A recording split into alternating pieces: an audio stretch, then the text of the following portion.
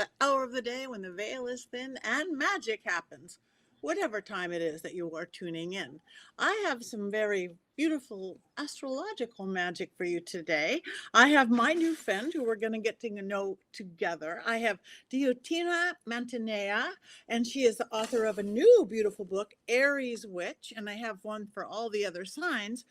She is a witch, she is an author, she is all sorts of wonderful things, but let me bring her right on. Thank you, Diotima. Thank you so much for coming on. I'm very glad to be here, Patty. Yay. Oops, as I'm Thank you for kicking things. having me. It's an honor. I just got your book. It is adorable. And I know that you have these for all the different signs. I am not an astrologer. I'm like a moon girl, but as soon as you put planets in, it turns into math for me. So tell everybody a little bit, since you are a professional astrologer, how Mhm. astrology, not just what it is, but how it affects us in our practice, in our craft, in our work as witches and practitioners. Well, I think that when we finally kind of start really figuring out how the universe works, we'll realize that it is made up of patterns. And I think that the patterns of the planets are reflected in here in our life on Earth. I don't believe that, for instance, the planets send out these magical rays that hit us here on Earth and make us do things. But I do believe that we can read the patterns of the planets and we can see how they are reflected in our life here on Earth. Now, I've been studying astrology. I began studying astrology back in 1969. So I've been doing this for a long time, and I'm pretty confident that despite all of the skepticism around astrology, it works. And it works very well. And I think that the concept of seeing astrology as reading patterns helps explain why there are so many different styles or traditions of astrology, all of which seem to work very well if the astrologer is any good. Because we're all reading patterns, but in a different way, like in a tartan or something. You could follow the red thread, maybe you could follow the blue thread. It all makes up part of the patterns. And so I find that astrology is very, very helpful for people in getting to know themselves, coming to understand some of the uh, cosmic weather that's coming their way. And also there's a branch of astrology called mundane astrology, where we can look out in the world. And for instance, all of the astrologers were looking at 2020 many years ago going, oh man, this is going to be bad.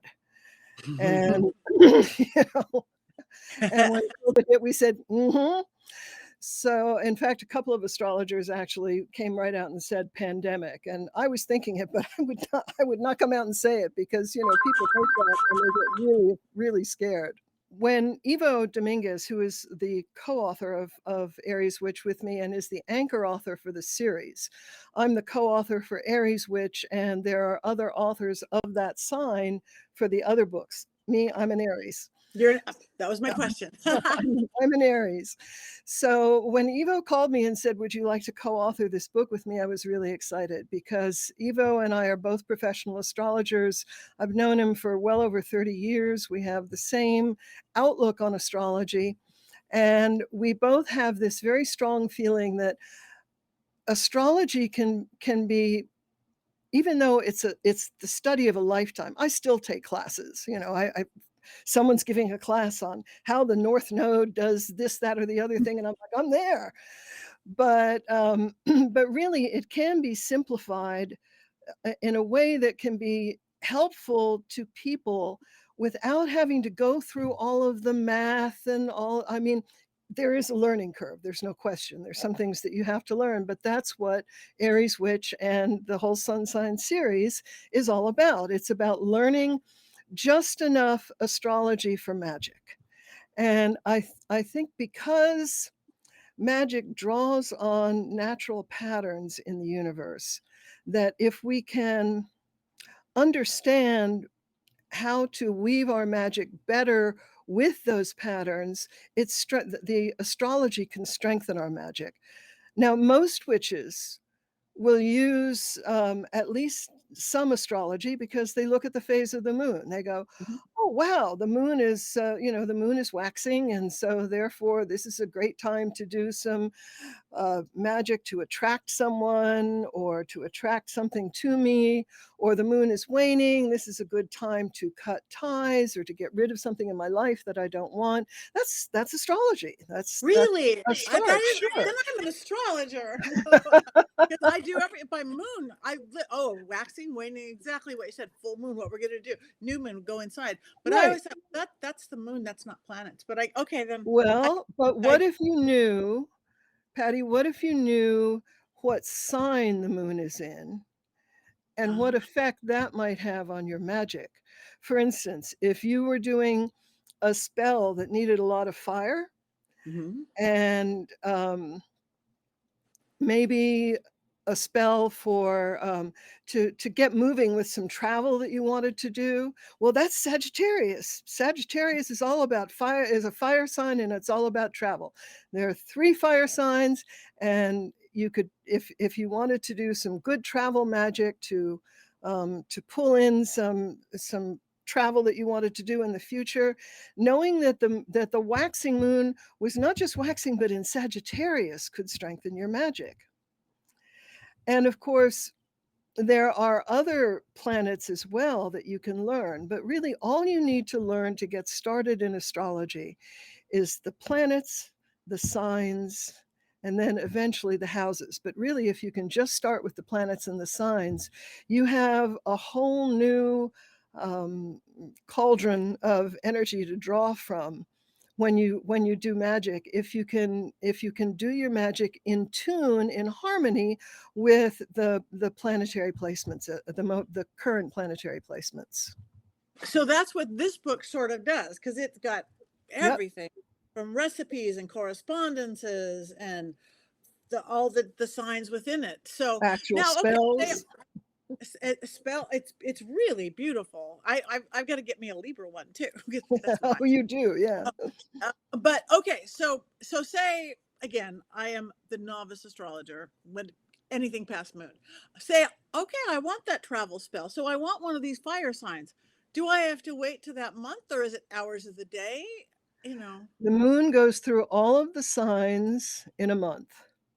Now, in that month, only certain sign it's only gonna go through certain signs while it's waxing, and then only through certain signs while it's waning. So, you might have to wait a little while to get it absolutely perfect, but, that depends on how much weight you give to waxing or waning moons. Some people give a lot of weight to it, some people don't. But it's really it's not hard to learn the basics, the signs and the houses. And the signs are simply, I mean, this is astronomy. You don't have to know the astronomy, but it is an astrology chart is an accurate two-dimensional map of the sky at a given place and time. So, for instance, I can take I have this wonderful little piece of software called Ephemeris on my tablet, and it has this thing called Sky Now, and if you set it with your location, I can hit Sky Now, and it shows me exactly where all the planets are in the sky right now. So, if I want to see Jupiter rising, and it happens to be one of those times of the year when Jupiter is rising at night, I can just pull that up and go, oh, Jupiter should be, yep, right about there. There it is. So it's it can be very helpful in that way, but astrology can also be extremely helpful to witches in a way that's a little more subtle. I think we all know after we work magic for a while that it is not just about getting the spells right, getting the words right, getting the right incense, getting the right candles. Most of magic is really in here, in here, and in here. Yep. And so getting to know yourself better is an important part of magic. Getting to know your own thought processes better, getting to know why, for instance, you feel certain ways, or you think in certain ways, or certain things work better for you. For instance, for me, I have a lot of fire in my chart, and I talk about this in Aries Witch. And of course, fire is my one of my favorite forms of magic. I almost burned my house down once, but, and I talk about that in the book too. But I know that I almost need to have fire in my magic, or it just doesn't work as well for me. But someone who is, for instance, a Gemini, they need to have air because Gemini is an air sign. They need to have air in their magic. And so they like, they may have incense, they may want to communicate, they may want to write things down. And that's another thing about learning astrology is if you almost all witches, I would say, are familiar with the elements, the four elements, Yeah. air, fire, water, and earth. Each one of the signs has an associated element. And since there are 12 signs and 4 elements, you can assume that there are, in fact, 3 of each of the elements in the zodiac. So we have 3 fire signs, 3 earth signs, 3 air signs, and 3 water signs. And even just learning that little bit of astrology can be of help to your magic. Because if you're doing something that, for instance, a spell where you want to communicate something to people, you're doing a spell to have your PhD thesis well accepted, for instance, or something like that, then you would want to bring in the planet Mercury, because Mercury is all about communication. But you'd want to also think about the sign of Gemini, because Gemini is all about, it's an air sign, it's all about communication. And if you can't get Gemini in there somehow, you may find that you want to get Libra or Aquarius in there, because they are air signs as well. And you can learn, it's not like you have to sit down and say, all right, now I'm going to learn astrology and study like you're learning organic chemistry. You can learn it bit by bit, and every single small bit will help you understand a little more about the patterns that are being woven, the energy that you can draw on from the cosmos to empower your magic. Okay, that's beautiful. And I like that you brought in the elements, because everything I do is elemental over, and my magic is pure elemental over deity driven or anything else. So, Uh-huh. so say I'm doing my thesis, like you said, and I want to so I need to bring in some air signs. What does that mean? I would certain herbs that would work for those Yes, signs. I would that certain would be part of it. Mhm. colors. Certain Can, colors that are associated with Gemini, um, and also with, you might want to bring in some things that are associated with the sign Sagittarius and the planet Jupiter, which rules higher education. So yes, there are certain herbs and colors that are associated not just with the elements in astrology, but with specific signs within those elements as well. And again, you kind of get a feel for it after a while. But you can also eventually learn a bit about, for instance, how to read an ephemeris, how to find out what sign the planets are in right now. For instance, um, the moon moves through all of the signs in a month. The sun moves through all of the signs in a year. Mercury and Venus have their own timing, which is a little faster than the sun, but slower than the moon, because they're right between the sun and Earth. And then we get to some of the outer planets that can go a very long time. Pluto, for instance, takes almost 250 years to go around the entire zodiac. So if you're waiting for Pluto to get into Gemini, you're going to be waiting a long time. And probably, fact, the next incarnation. But But if you start to learn what sign the planets are in and how they're doing, for instance, if you're looking to get a piece of writing well accepted, you're sending it to an editor, for instance, then you might want to look and see what sign is Mercury in. Is Mercury in a sign that it's comfortable in, or in a sign where maybe it's not so comfortable? Is it retrograde, or is it direct? So again, little by little, you learn, well, this is what this planet means. And you can also learn it little by little because, you can just go, well, all right, what planet is good for writing? What planet can help me with writing here? And you can go find a book and look it up and see, okay, exactly. Look it up and say, okay, this planet Mercury sounds like it's something I should know a little more about. And then you can read a little more about Mercury, and you can look in the ephemeris and see where Mercury is and what it's up to.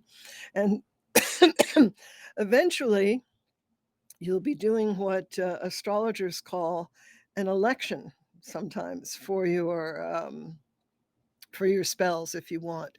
In other words, you decide what you want the planets to be doing in the sky when you do this spell, because you know it will give you maximum support from the astrological energies, and you plan to do your spell in this specific time. Because not only does we not only does an astrology chart have the planets in it and the signs, but also when the earth itself turns and goes through the entire zodiac in a day. That's just the rotation of the earth. And the chart has an astrology chart has what is called the ascendant, or the rising sign, which is the sign and the degree of that sign. There are 30 degrees in every sign. The sign and the degree of that sign that is rising on the eastern horizon at that particular moment. So when we astrologers do a birth chart for someone, this is why we always ask, what time were you born? And please be as exact as possible, because the degree, the the ascendant will move 1 degree every 4 minutes. So we want to narrow that down, because the ascendant is a very important part of an astrology chart. One of the things I really like about this Witch's Sun Sign series is the fact that Evo delineates for every sign what it would mean to have that sign as your sun sign, plus any of the 12 signs as your moon sign, and any of the 12 signs as your rising sign. So you don't need to learn a lot of astrology for that. All you need to do is find out what time you were born, go to one of those really simple um, astrology sites that allows you to cast a chart for free. It'll cast your chart, it'll tell you what your rising sign is, tell you what your moon sign is, and then you can look that up in the book. This is advanced astrology made easy, essentially. Ah, Um, yeah, Evo is a fabulous astrologer. He's also written a book called Astrology for Witches, Practical Astrology for Witches and Pagans, and he explains things like this very well. But he also delineates all of the signs very well. And in each one of the Witch's Sun Sign series, he delineates the sun sign with all of the different moon signs, possible moon signs you could have, and all of the different possible um, rising signs you could have. And this really helps you understand you.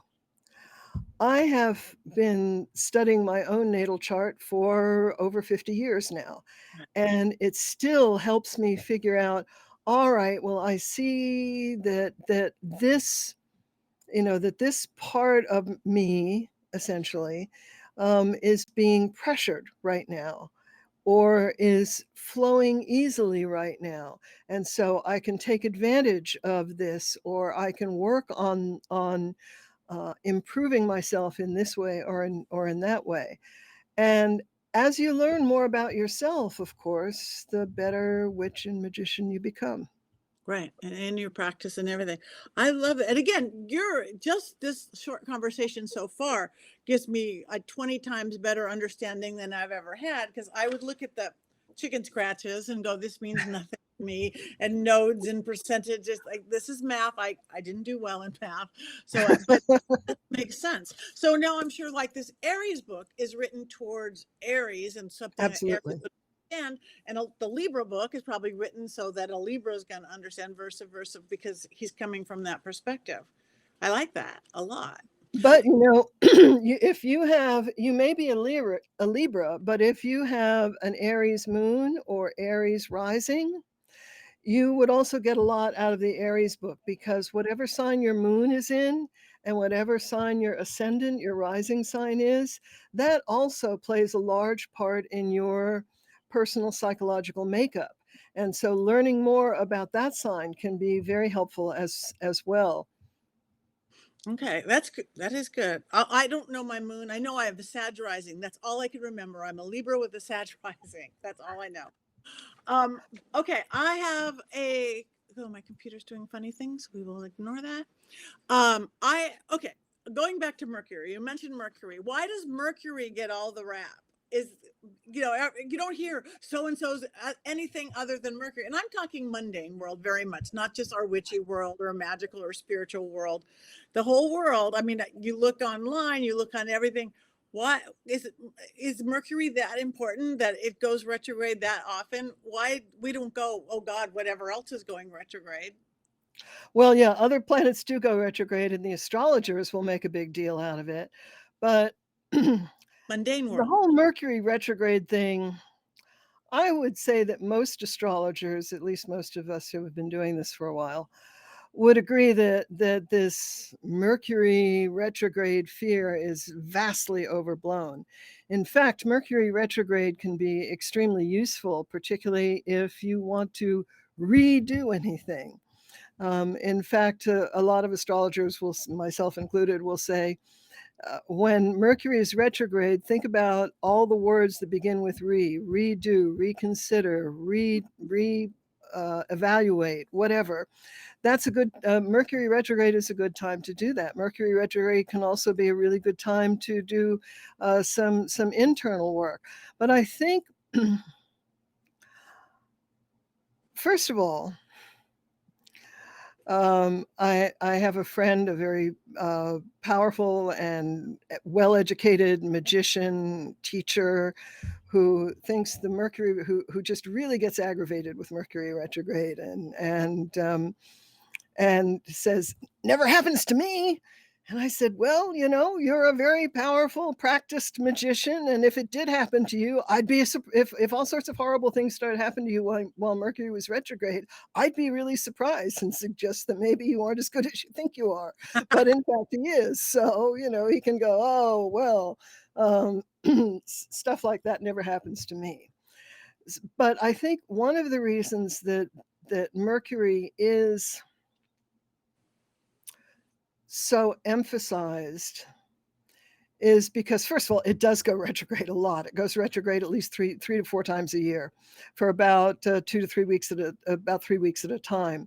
So yeah, but we also have such a connected technological society, and that's what Mercury rules. So when the tech goes wrong, you have problems. I have another another friend who is an entrepreneur and would always say, "No planets are going to boss me around." I'm like, "Well, yeah, no, they don't boss me around either."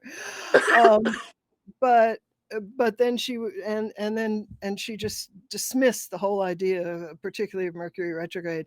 And I would see her launch classes during Mercury retrograde, and I'd have to bite my tongue not to say anything when she had all these technical troubles. And sometimes she would and sometimes she wouldn't, because also it depends on the natal chart.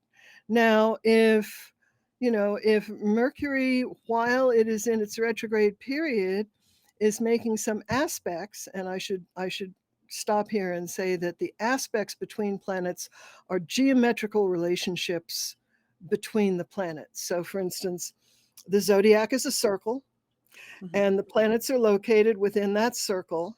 And at certain times, they are going to be in opposition to each other at opposite ends of the circle. Sometimes they're going to be in a square to each other, or maybe a 120-degree angle. They have all of the angles that a circle would have. So I know that's enough math for you, right? But I got it. I got it. Okay, yeah. Okay. And so if Mercury, if Mercury where it is currently is making an aspect to one of the planets in your natal chart, then you're going to be feeling that particular Mercury retrograde a lot more than maybe some other people around you who may just be skating through it going, oh gosh, I'm so sorry to hear that your computer just blew up, you know? But that's why astrologers always say, look, back up your computer before Mercury retrograde. Make sure that you know that you've done all of the that all of your communication stuff is in good shape. Make sure your virus protection is updated. All of this sort of thing. It just makes sense, you know. It's kind of like,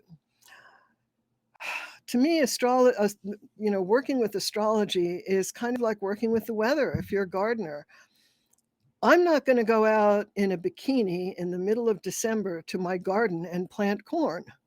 That would just be stupid. I'd be wasting the corn and freezing my tail off.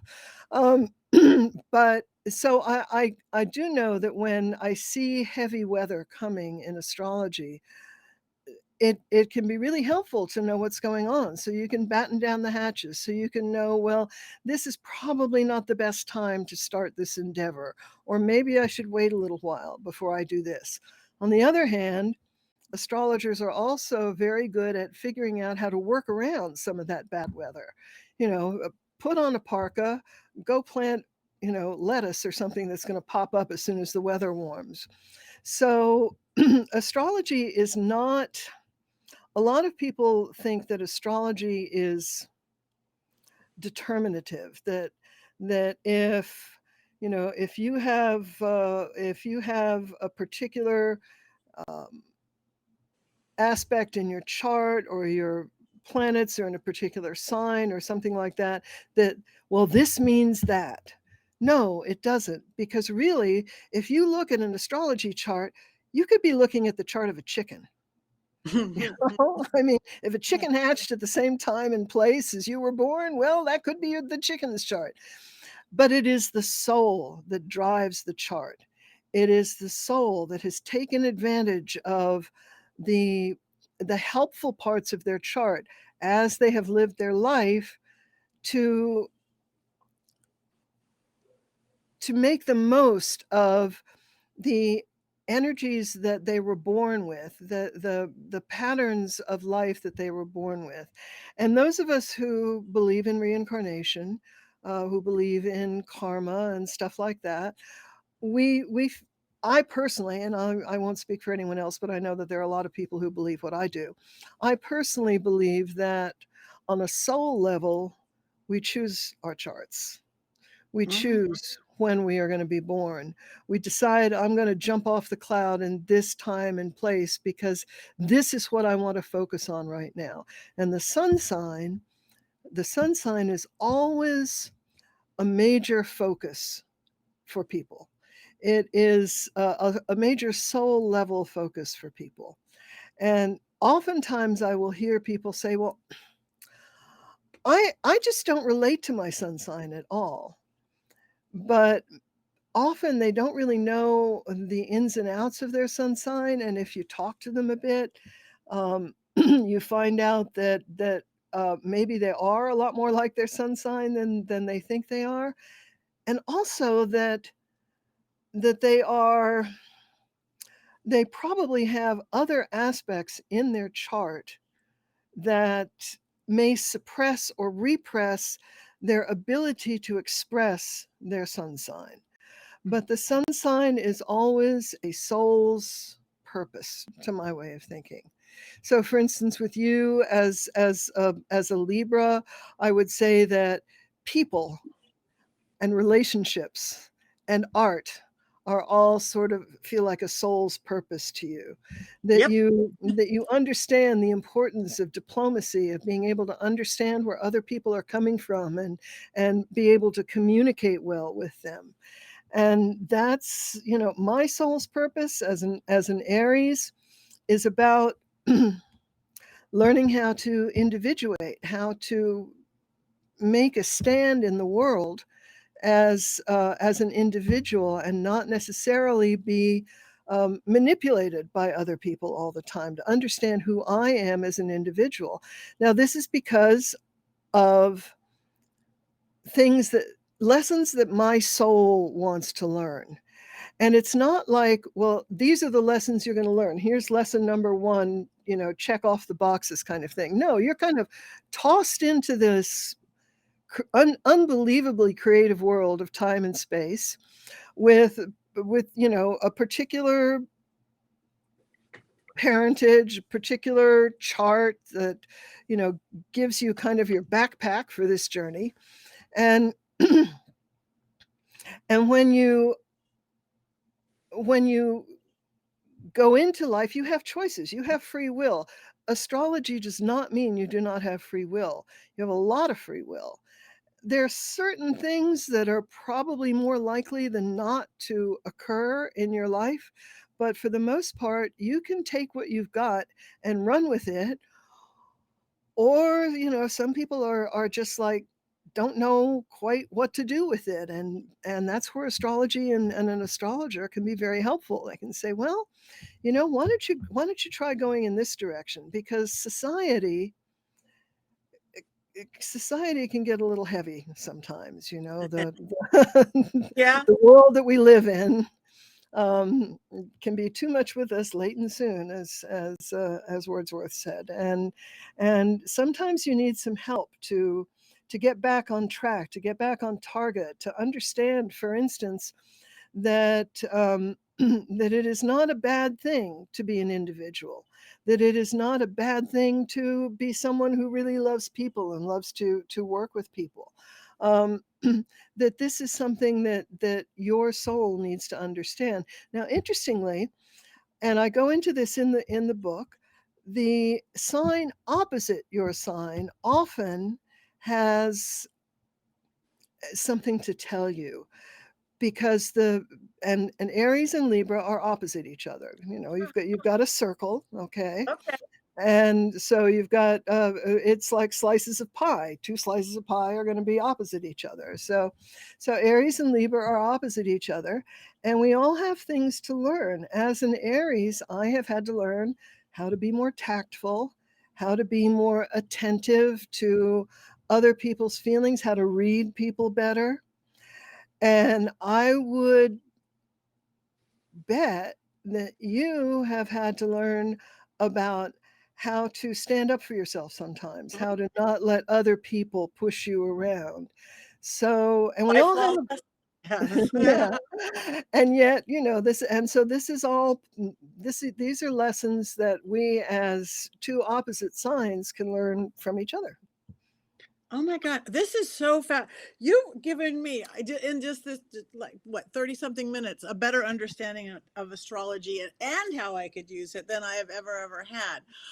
So before we go, tell people where they can find you. You are a professional astrologer and reader, so tell people where they can follow you, find you, hire you, get your books and your other books. You're my new favorite person. Well, well, thank you, Patty. It's been an absolute pleasure getting to know you as well. So, yeah. So anyway, the place to start to find me is my website, uraniaswell.com, uraniaswell.com, and there's a contact form there. But I also write a blog, and the blog is on my website, and so you might want to sign up for my mailing list so that you will get an email when I have something posted that I think might be of interest to my people. I don't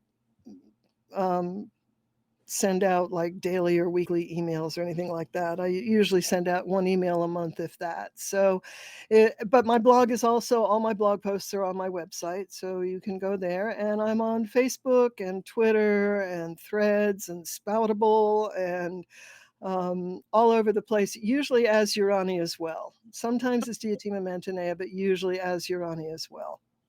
Okay, well, I'm going to sign up for your newsletter. I'm going to Great. follow you, and I hope everybody listening does too. And all you Aries out there, or opposite Libra, opposite, check out Aries Witch, and there is one for every sun sign.